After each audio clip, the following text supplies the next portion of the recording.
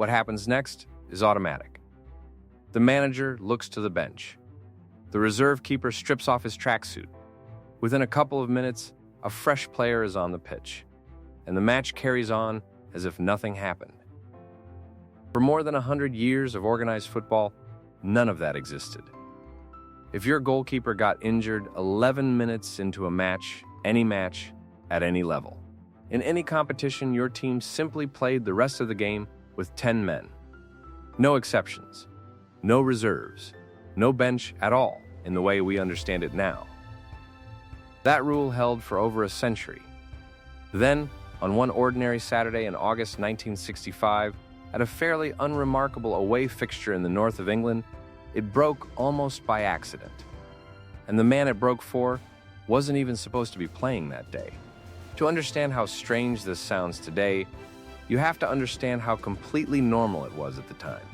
Since the earliest formal laws of the game in the 19th century, football had operated on a simple, unforgiving principle. The 11 players who started the match were the 11 players who finished it, injuries and all. If you twisted an ankle, you stayed on and limped through it. If you suffered a serious injury, your team simply absorbed the loss and played out the remainder of the game a man short. This wasn't seen as harsh. It was simply how football worked. Generations of players, managers, and fans had never known anything different.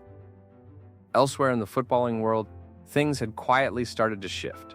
Substitutions had been used in various forms on the European continent since as early as the 1930s. And in 1958, the body that governs football's laws had recommended allowing limited substitutions in international football. But English football, proud, traditional, and deeply resistant to changing anything fundamental about the sport it considered its own invention, held out. It wasn't until the 1965-66 season that the Football League finally agreed to a trial. One substitute, per team, per match. And this detail matters: that substitute could only be used to replace a player through injury. Not tactics, not fatigue, injury, an injury alone. Nobody knew exactly when or whether this new rule would actually be used for the first time. The opening day of that 1965-66 season fell on the 21st of August. Charlton Athletic traveled to face Bolton Wanderers.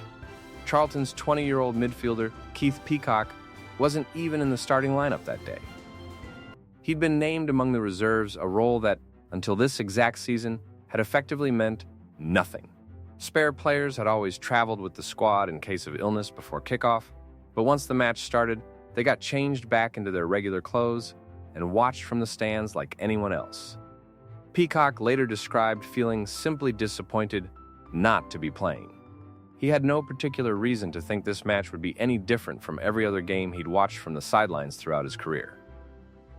11 minutes into the match, Charlton's goalkeeper, Mick Rose, went down injured and couldn't continue.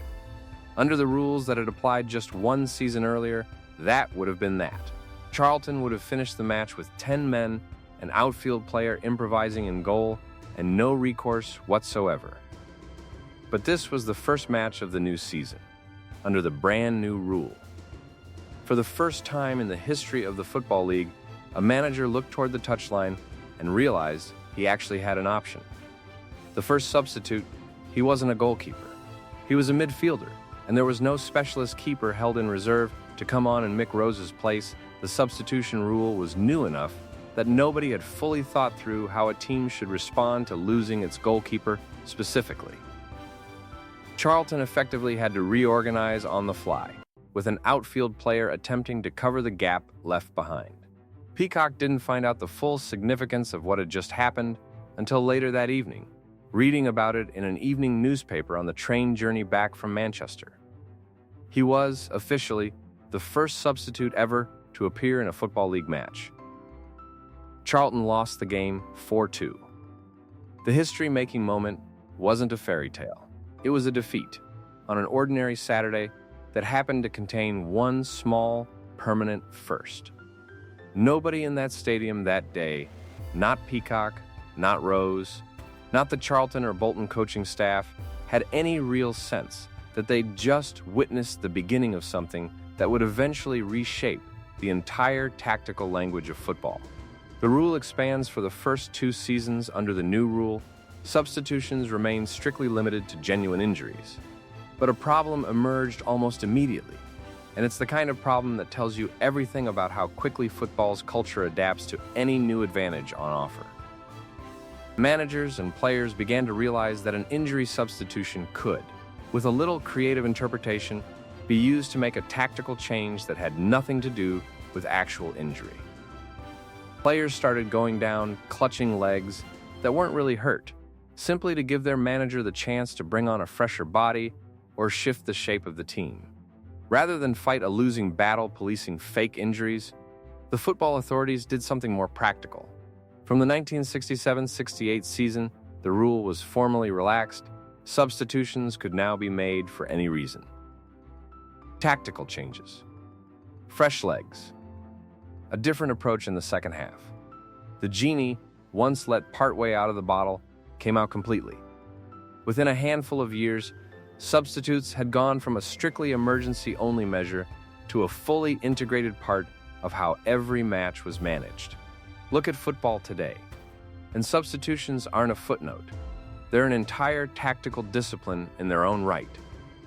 The Impacts substitute a player whose entire job is to change the rhythm of a match in the final 20 minutes is now a recognized, deliberately cultivated role. Some of the most celebrated moments in football history belong specifically to players known for what they did after coming off the bench, not what they did from kickoff. The phrase super sub exists in football's vocabulary entirely because of careers built around this exact phenomenon. Modern football has continued to expand on the principle Charlton stumbled into by accident in 1965. The number of permitted substitutes has grown over the decades from that original single change up to 3 for most of the modern era. And now, following a rule change introduced around the global pandemic, up to 5 permitted changes in many top competitions. None of it the late tactical switch, the fresh leg sent on to chase a winning goal. The goalkeeper who comes off the bench after an injury without his team losing a man exists without that one ordinary, slightly chaotic afternoon at Bolton, when a 20-year-old midfielder who hadn't expected to play at all ended up making history simply by being the nearest available body. Keith Peacock didn't set out to change football. He was disappointed to be left out of the starting lineup that day, like any player would be. He found out he'd made history from a newspaper headline on a train. But the rule he became the first to use under has never gone away. It's only grown quietly reshaping how every manager on the planet thinks about a 90-minute match, how every player understands their own role within a squad, and how dramatically a single substitution can still change the entire outcome of a game. For more than 100 years, football simply played on with 10 men. Then, one Saturday in Bolton, it didn't have to anymore.